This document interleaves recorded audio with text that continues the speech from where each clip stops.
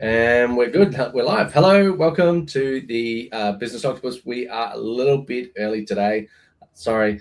Hopefully you catch the start of it well enough. But I feel weird every time we turn the live button on. There's always this awkward time because it takes like 5 to 7 seconds for it to load. So you're like paused and like getting ready to go and be excited on screen, and then it doesn't happen, and then you're still holding it.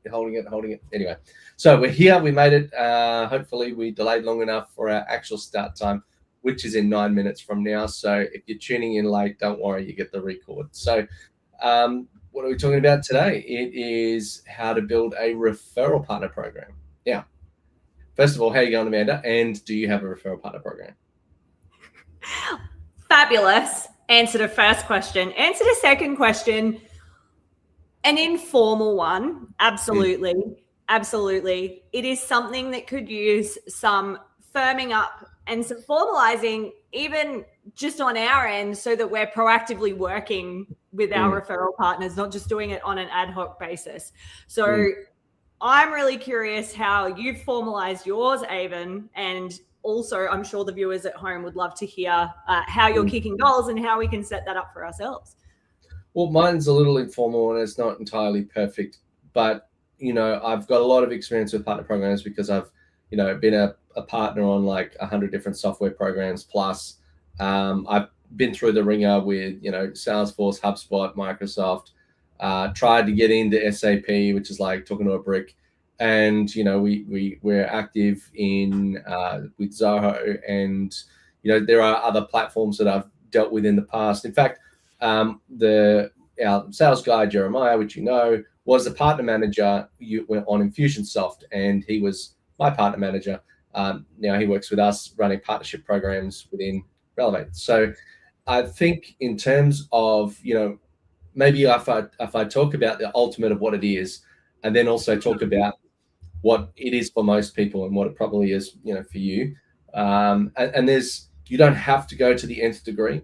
If you're thinking about like a software program, generally the big ones, they have a very well-established partner program. Their partner programs are designed around having people who sign up for products, then would resell those products. So there's a lot of training requirements. There's a very specific thing, like because it's the product, it's a little bit easier. But with someone like you or myself, we're a bit more of a service provider with a bit more of a broad set of experiences and skill sets, particularly, like as a consultant where you've got a specific thing that you solve, then it's very different to having a predetermined specified product. Now I'm working in CRM, but it's basically the same thing, but it's called a PRM, right? A partner relationship management. So you find these people, you recruit these people, you then train these people, you then have a revenue share agreement with these people. There's a contract, you talk them, ideally you run events. Like the big players know that they're the big player. So they make you turn up to events, they make you come along and complete training certifications, and you have to do this certificate and then that one. And some of them monetize it quite a lot. So like Salesforce, you have to pay for all these certifications, and every time you fail, like I failed one 18 times before I passed, and it was difficult. It was very difficult. Okay, no, that's fair. I just can't picture you failing a test, Avon. It's like baked my noodle for a second. Yeah, well, like once you've passed it, you're in this sort of like a little, kind of mini elite, I'll say, in that sort of space. But then you've got your informal ones, like the one you're probably doing, which is like, hey, would you refer me? They'll go, yeah, would you refer me? You smile, you nod, you shake hands, you part ways, and nothing happens. So what we want to talk about today is just how to get just a step beyond that to where it actually happens on a regular basis. So what would you say? I don't know, you don't have to pull apart in public your referral program, but if you're open and willing to it, I'll open the floor to you. Let's go. Yeah, absolutely. I mean, so we, like, honestly, informal in that I've even said to my team when, we're out in the wild on socials, because my team work remotely, look for opportunities for the people in our foxhole, to quote, I think it's David Goggins that says that. Like, so they know who our key partners are, Avon being one of them. We've got probably 6 other people, and I actively say to my team, if you're speaking to someone or if you see any opportunities, make sure that you come back to me so that I can mention, Luke or Kylie or Paul or Avon or whoever it happens to be, so that we're being proactive as best that we can. So that, I mean, that is as formal as mine is. It's more about being intentional around helping our close network to find opportunities. But one thing you're doing is you're humanizing it. It's on a more on a founder to founder level. Like these big software companies, they end up having like partner management, go-to-market teams, trainers. Absolutely. And you're doing it through like a sales team, if you will. And it's just a different type of sales. It's channel sales. And then you've got yourself, where it's very much about deep relationships, about building, connections and spending the time developing those relationships, hanging out with them on a regular basis. I would say half of our marketing is, like mostly focused around the existing people that we already have in our network. So, like if I write a clever article or, some like deeply personal post or something like that, the people that typically see it are people that are already in my network, and they're the ones that are reminded that I exist. And that's probably more valuable to me than trying to, get someone cold off the street. Because for what I do, like the main, because I resell software or I'm a partner on particular platforms, any Google keywords or whatever are going to take you straight to the parent entity, the mothership, right? The platform itself. So if I go and market it, I'm a drop in the ocean by comparison. So if you had a unique independent brand, then maybe you could, promote that. But if you were someone who works, more of a consulting basis, works with other people, other things, then it has to be deeply personal. You couldn't possibly ever have a partner network because you are not a product. You are not a single definable thing. There's multiple. Absolutely. Yeah, absolutely. And I think one thing, just as you were talking there, Avon, that came to mind for me, as someone that's been in other people's partner programs, let me share with the team at home what's really frustrating if you're in a partner program. So the best partner programs we like as a business we've been a part of, they're consistent. So they consistently provide us with training, tools, and a point of contact so that to set us up for success. And there's a monetary kickback. I'm not going to lie. Like that's nice. It's with yourself, specifically with those software platforms, right?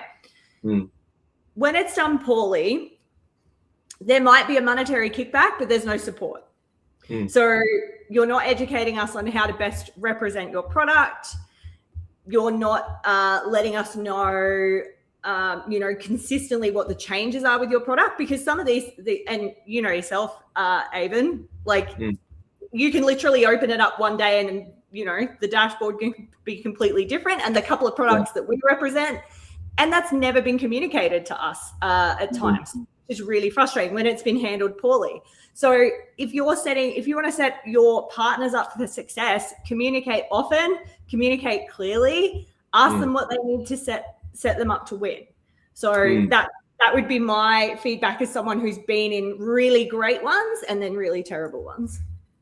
Yeah, I think the like in the partner programs, if obviously you're training, like there's going to be 1,000 information points. Like I can barely keep up. Like there are channels to tell us what's going on, but there's just so much volume of information. I can't be in all of those chats.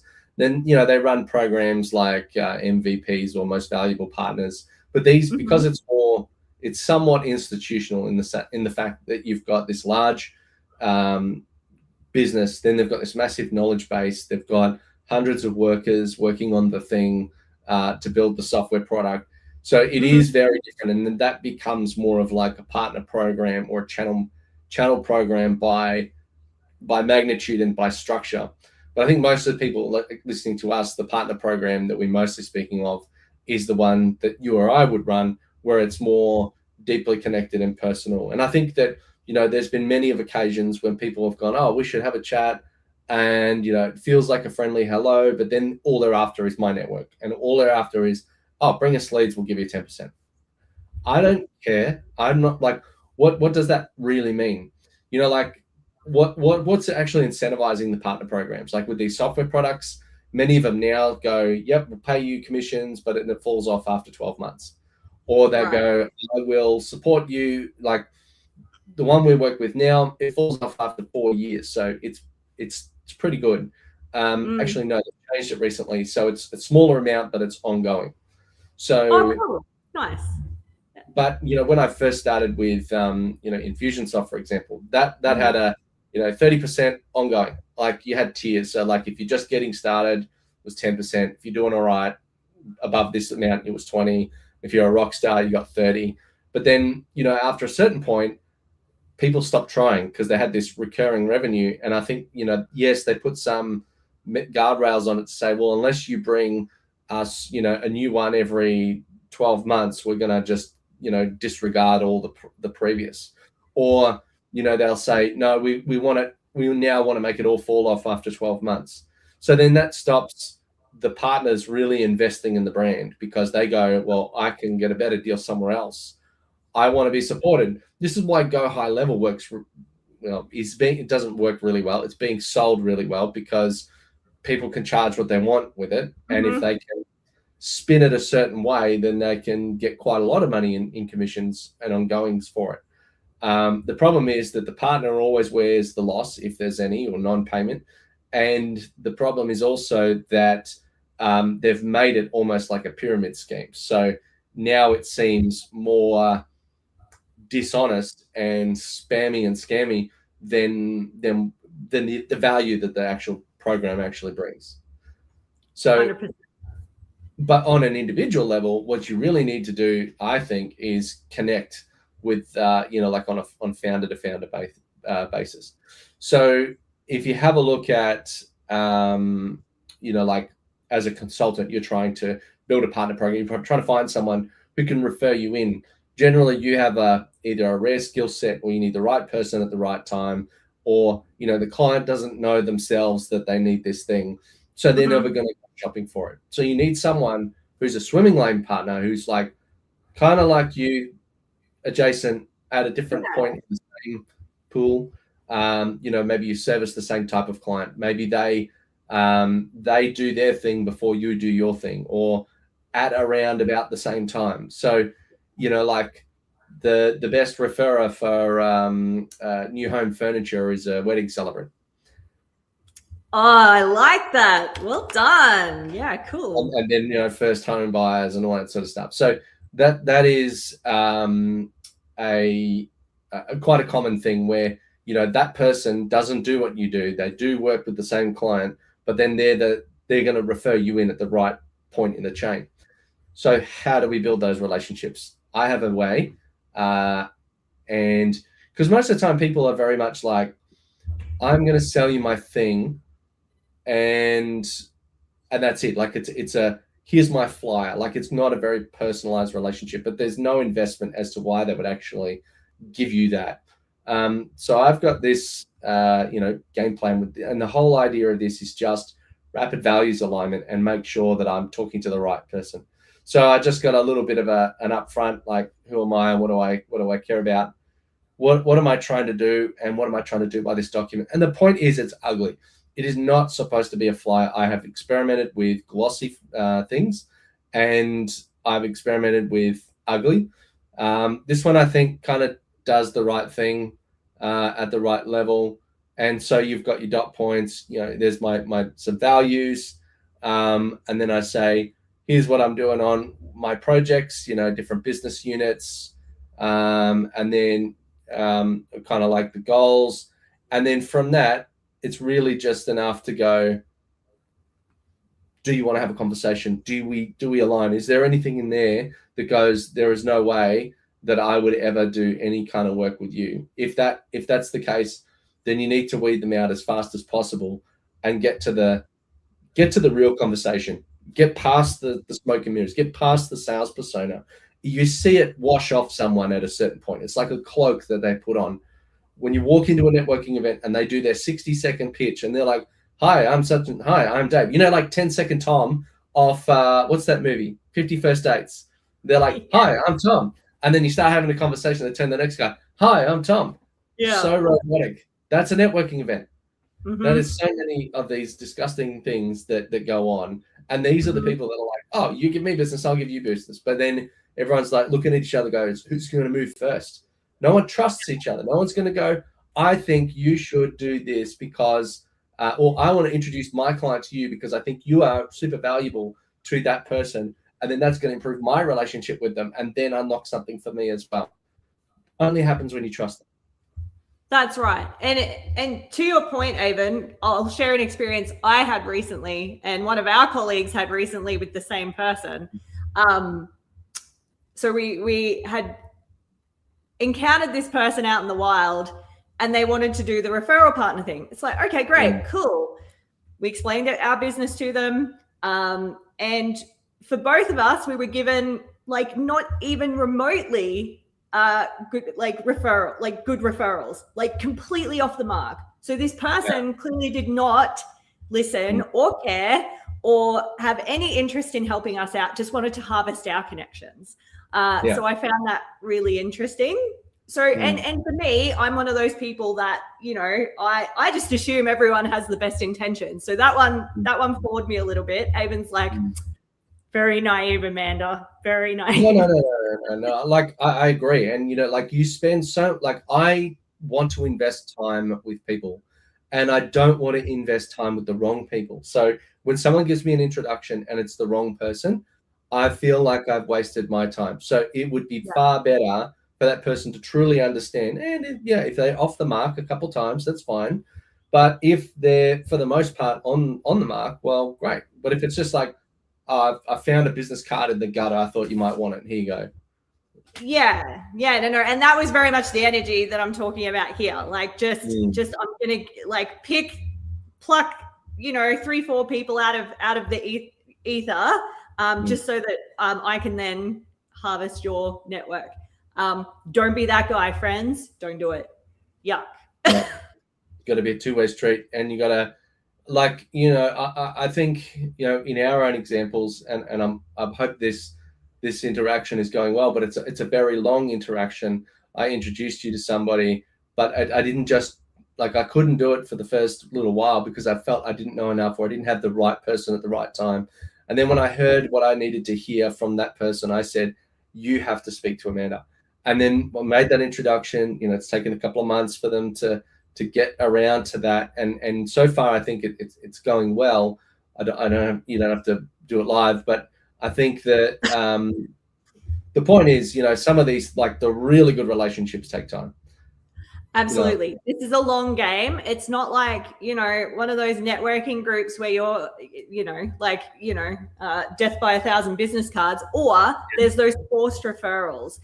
It's not about that. Go build relationships with your swim lane partners, like Avon was talking about, and allow it to be the long game. Don't force anything, because as you talk about this, Avon, exponential network growth, sort of, you know, as my network grows, Avon's is growing by default, because I know his business well enough to basically be him to a point in a room, like be able to pitch him or explain what he does and how he helps, and listen for the challenges that he helps business owners overcome.